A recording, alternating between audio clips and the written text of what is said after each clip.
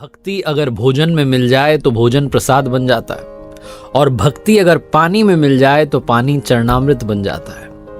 नमस्ते दोस्तों, मैं हूं आरजे कार्तिक। एक बड़ी छोटी सी कहानी। एक गांव के बाहर झोपड़ी में महात्मा जी रहते थे और उनकी झोपड़ी से कुछ दूरी पर एक और झोपड़ी थी जिसमें एक परिवार रहता था। महात्मा जी दिन भर राम नाम की धुनी जो है लगा के रखते थे, राम राम राम राम जपते रहते थे, ढोलक पर बड़ा कीर्तन करते थे। और वो जो परिवार रहता था उसके मुखिया को लगता था कि इससे हम डिस्टर्ब हो रहे हैं, परेशान हो रहे हैं। तो एक दिन उससे रहा नहीं गया, वो दौड़ के गया और बाबा जी से लड़ाई करने लगा कि आप ये क्या दिन भर राम राम राम राम जपते रहते हैं, राम जी क्या आपको भोजन देते हैं? बाबा जी ने कहा मुझे तो भोजन मेरे राम जी देते हैं। उस आदमी ने कहा लेकिन मुझे नहीं देते, मुझे नौकरी पे जाना पड़ता है, काम धंधा करना पड़ता है, सोने को जो समय नहीं मिलता, आप दिन भर बजाते रहते हैं, वो करते रहते हैं। तो महात्मा जी ने कहा कि तुम भी राम राम जपो, तुम्हें भी मिलेगा। इस बात पर दोनों में बहस छिड़ गई और इस बात की शर्त लगी। उस आदमी ने कहा कि ठीक है फिर देख लेते हैं, आज मैं राम राम जपता हूँ और देखता हूँ कि क्या मुझे आज आपके राम जी आकर भोजन कराएंगे, मैं भोजन करूंगा ही नहीं। बाबा जी ने कहा ठीक है। तो बाबा जी के साथ बैठ करके वो राम राम राम राम जपने लगा। फिर उसे लगा कि घर जाऊंगा तो बीवी जो है भोजन करा देगी जबरदस्ती, माँ भी है घर पर, वो कहेंगी खाना पड़ेगा, तो क्या करूं। तो वो जंगल में जाकर के राम राम राम राम जपने लगा। एक पेड़ की डाली पर बैठ गया और वहीं पर वो राम राम जप रहा था और इस चक्कर में वो दूर गया था कि उसे कोई भोजन ना करा दे। अब आप प्रभु की लीला देखिए कि वहां से एक गांव के व्यापारियों का समूह निकल रहा था, ग्रुप निकल रहा था। उन्हें भी भूख लगी थी तो उस पेड़ के नीचे रुक गए, अपने साथ में खाना बनाने का सारा सामान लाए थे तो भोजन बनाने लगे।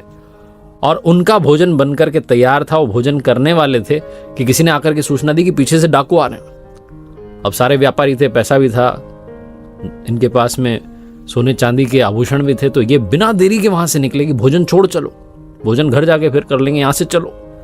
ये चले गए। वो गर्मा गर्म भोजन बन करके वहां तैयार था। डाकू जब उस जगह आया तो उन्होंने देखा कि बड़ी स्वादिष्ट जो है महक आ रही है और बड़ा अच्छा जो है भोजन बन के तैयार है, लेकिन जिसने बनाया वो खा के क्यों नहीं गया। तो डाकुओं के सरदार ने अपना दिमाग लाया कि हो सकता है ये हम सबको एक साथ मारने की साजिश हो, किसी ने जहर मिला दिया भोजन में। तो सारे डाकुओं ने कहा बिल्कुल सरदार आप सही कह रहे हैं, ढूंढ लेते हैं किसने ये किया है। तो आसपास वो इलाका ढूंढने लगे, उन्हें कोई दिखा नहीं। डाकुओं के सरदार ने ऊपर की तरफ देखा तो उसे पेड़ पर बैठा हुआ आदमी दिख गया जो राम राम जप रहा था लेकिन भोजन नहीं करना चाह रहा था। डाकुओं के सरदार ने कहा ये रहा वो कलाकार जिसने साजिश की है, उतारो इसको नीचे। उस आदमी को नीचे उतार के लाए और उससे कहा तू भोजन कर, पहले तूने इसमें जहर मिलाया? उसने कहा नहीं मैंने नहीं मिलाया। बोले खा के दिखा, पहले तू चख। उसने कहा मैं नहीं खा सकता हूं, क्योंकि उसने तो अंदर से प्रण ले रखा था, शर्त लगा रखी थी बाबा जी से कि मैं आज खाऊंगा ही नहीं। डाकुओं ने एक लठ मारा, बोला खा। उसने कहा मैं नहीं खाऊंगा। डाकुओं के सरदार ने कहा अगर तू जब तक नहीं खाएगा तुझे लठ मारते रहेंगे, तुझे भोजन करना ही पड़ेगा और पहले खा के दिखा कि ये सही है कि नहीं है। मजबूरी में वो भोजन करने लगा और भोजन करते करते कह रहा था कि प्रभु आपकी लीला अपरंपार है। उन महात्मा जी को जाकर के दौड़ के प्रणाम किया उसने और कहा कि वाकई में राम नाम में ताकत है। आज मैंने प्रण कर लिया था कि मैं भोजन करूंगा ही नहीं, लेकिन डाकुओं ने जबरदस्ती मुझे भोजन खिला दिया। आपने कहा था ना राम राम जपोगे तो मिल जाएगा, आज राम जी ने मुझे भोजन करा दिया। शायद उन्होंने ये लीला रची।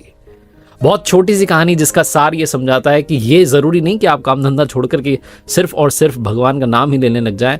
आप जो काम कर रहे हैं, जिस व्यवसाय में काम धंधा कर रहे हैं, क्षेत्र में पढ़ाई कर रहे हैं, जो भी कर रहे हैं करते रहिए, लेकिन जिस नाम से आप उन्हें पुकारते हैं उनकी भक्ति में कमी मत रखिए, क्योंकि उनकी भक्ति की शक्ति बहुत है। और आप जिस क्षेत्र में आगे बढ़ना चाहते हैं, अगर उनकी जरा सी भी कृपा हो गई तो आपका काम पल में हो जाएगा।